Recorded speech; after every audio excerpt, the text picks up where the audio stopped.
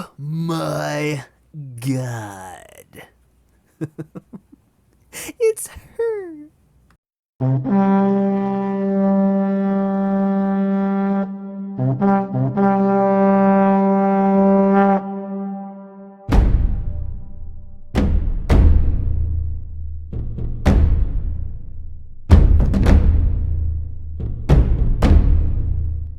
Oh yes. Welcome back, ladies and gentlemen. Now, some of you who have been here with me, who have been subscribed to me for a while, you will recognize this lady. And when I say subscribe to me for a long time, I mean like 7-8 months back. Back when my channel was starting to bud, starting to blossom. Way back in the day when I had double-digit subscribers. No, but seriously, it has been a long time, and I never thought that I would be doing another video on this lady. But here we are, yes, here we are, and yet again, I have to thank Donald freaking Trump for making this all possible.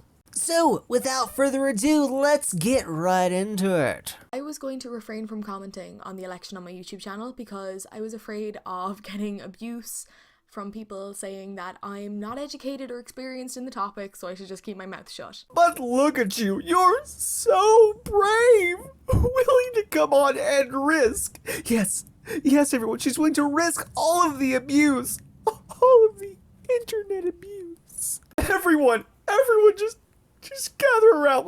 Let's give this brave woman a round of applause.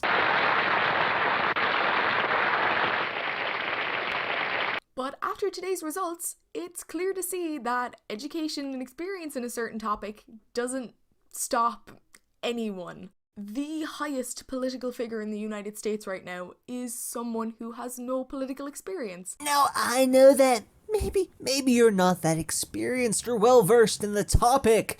And, you know, I gotta admit, it's been a while since I've opened up a civics book. But a quick Google search will tell you that the requirements for becoming President of the United States of America does not require a bunch of political experience.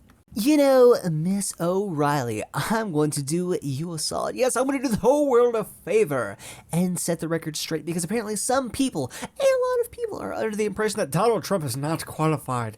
Do you guys think that you have to have a presidency degree or some other crazy shit? No, guess what the qualifications are. Guess. You didn't even bother to Google it, did you? No. The qualifications are you must be a natural-born citizen, and you must be at least 35 years old. Oh, you were expecting more. Well, guess what? There's not. Donald Trump is definitely qualified to be the President of the United States of America. As a matter of fact, once I hit 35 years old, I will be qualified to run and become president. So I'm going to talk about whatever the hell I want. I've two things I want to talk about. Obviously, the election itself and what a step back it is for minorities' rights and just humanity.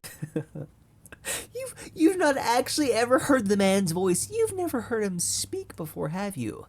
I mean, you know what? I will give you the benefit of that. Okay, let's continue. Let's hear how he's going to hurt the minorities and just be a detriment to the entire world. And then also Ireland's response to the election, which rubbed me the wrong way. As an LGBT woman with a shred of decency, it will come as no surprise to anyone that I am not Donald Trump's biggest fan.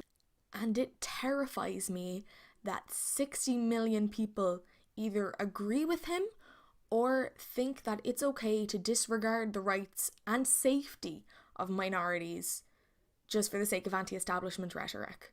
You know, Miss O'Reilly, I used to do this thing. When somebody would make an incredibly stupid statement to me, I would respond to them simply with, would you like to know how I know that you're a so-and-so? And in this instance, it would be, would you like to know how I know that you're an ignorant, social justice, indoctrinated sheep? Oh, and I'm sure that you don't want to know, but for the benefit of everyone listening, I'm going to go ahead and tell you anyway. Now, I know that you are an ignorant, social justice, indoctrinated sheep. By the way, that you make crazy-ass claims. You are under the impression that this man is going to somehow take away, harm the rights of minorities and the LGBTQA, whatever the fuck you want to call it. Okay, you are under the impression that he is going to hurt this somehow. And yet, there's no evidence. You have no evidence. You have nothing to back up your claim other than allegations. Now, no, Don't even try it. I know exactly what your counter argument's going to be. It's going to be, well, Donald Trump, he said some shit before, man. He's said some sexist, homophobic, racist. No, shut the fuck up. That is not an argument. And this ain't just a Donald Trump thing. No, it's what all of you motherfuckers do. If somebody says some words that offend you or offends a certain community, it does not mean that they are inherently against that community or have any plans on harming it. Either show where he specifically, irrefutably says that he's going to take away these rights and harm these people, or take your bullshit and fuck off with it. Okay, I'm done ranting. Let's get back to the video. I mean, I live in Ireland where politicians are so centrist, like they don't take stances on anything, really. So to see America so united behind someone so angry felt like a TV show. You know, when you've been called a bigot, when you've been called racist, when you've been called homophobic, when you get called names because you happen to be a white fucking male, because of the way you were born, it tends to piss you off! No one expected him to do as well as he did. No one expected him to win. There's obviously so many hidden racists and sexists and misogynists and homophobes just in our communities. Oh, bitch. No, you know what? Keep it up. You have your free speech. Use it. Keep on shaming everyone, and instead of 4 years of Trump, we'll get to have 8. And that's scary, especially as someone in a minority, because you always have that fear that people don't like you. And this result has kind of confirmed, yeah, they don't like you. Why, you're all a bunch of racist, sexist, misogynistic homophobes, you bunch of motherfuckers, you. What? Why don't you like me anymore? What? I don't understand. Why don't you like me? What did I do? Just for the love of God, take it. Use some. What? Motherfucker. And last year was so historic on an LGBT rights front with the Marriage Equality Act in both Ireland and in the US. And now it just kind of seems like we're falling back. And that's scary. No, you want to know what's scary? What is scary is that you're willing to believe all of this based off of hearsay, that you think that a man might be homophobic and racist and misogynistic. But I am lucky enough to not live in the US, and I live in Ireland, where whatever domestic policies Donald Trump rolls out, they're not going to affect me directly. What does affect me directly, though, is Enta Kenny's statement on Trump's presidency. Like I said, Ireland is incredibly centrist, so it was really surprising when our Taoiseach came out and said that Donald Trump's comments were hateful and racist earlier this year, and everyone was kind of like, oh, good man, Enda, you know, tell it like it is. And today, Enta Kenny announces his support for Donald Trump. You know, I hate to admit it, but my view of politics is it's kind of American-centric. It really is. Now, I do take interest in foreign politics sometimes, but Ireland is not one of those that I have taken much interest in. But what I can and will say is props to the guy for putting international relationships over worrying about mean words.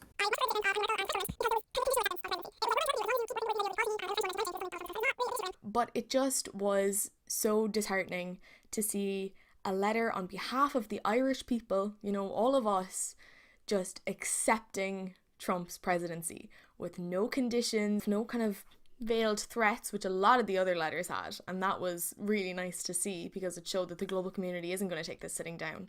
You're not by any chance under the delusion that you could have denied Trump's presidency, that it would have made any difference, are you? You're not under the impression that you could have actually set conditions for our election of a president, are you? Look, I know that you said that maybe you're not the most educated, maybe you're not the most well-informed person on this subject, but come on. You know, Miss O'Reilly, apparently I'm all about the education today, so if I may, let me give you an analogy.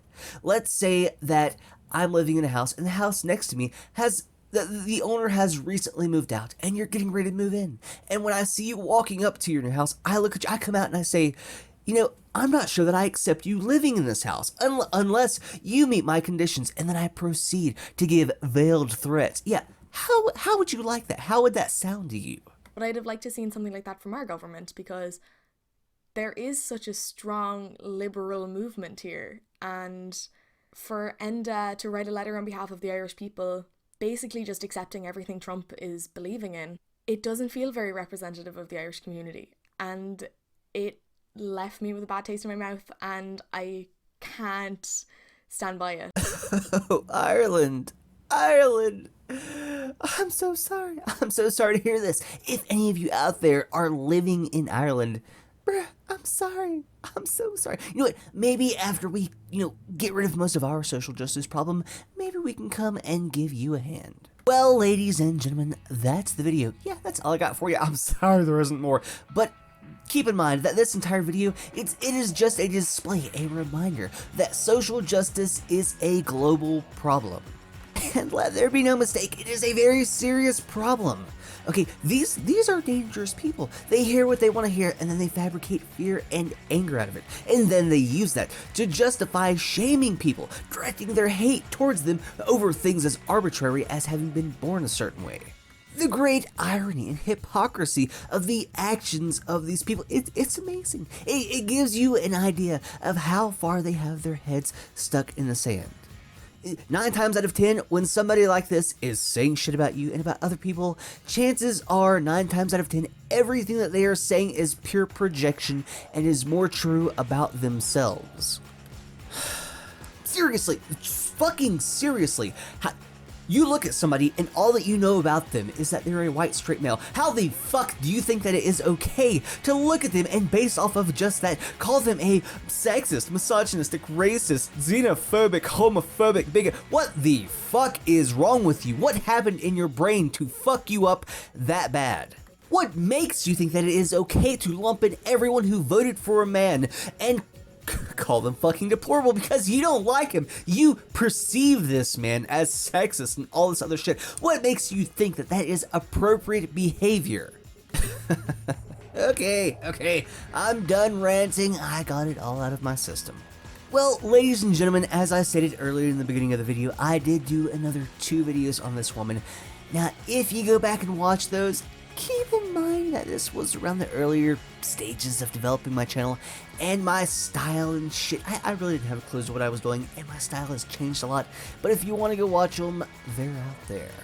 Oh, and before I forget, that video that I done, hashtag not my president, solitude with a side of regret, yes, somebody gave me a donation on that video, and I would like to thank you and say that I appreciate your donation. I don't want to say your name because I don't know if you want everybody else to know your name, so you know who you are. Thank you so much. And everyone else, thank you for watching. I certainly hope you did enjoy the video, and remember, until next time, keep fighting stupidity wherever you may find it. Have a good one.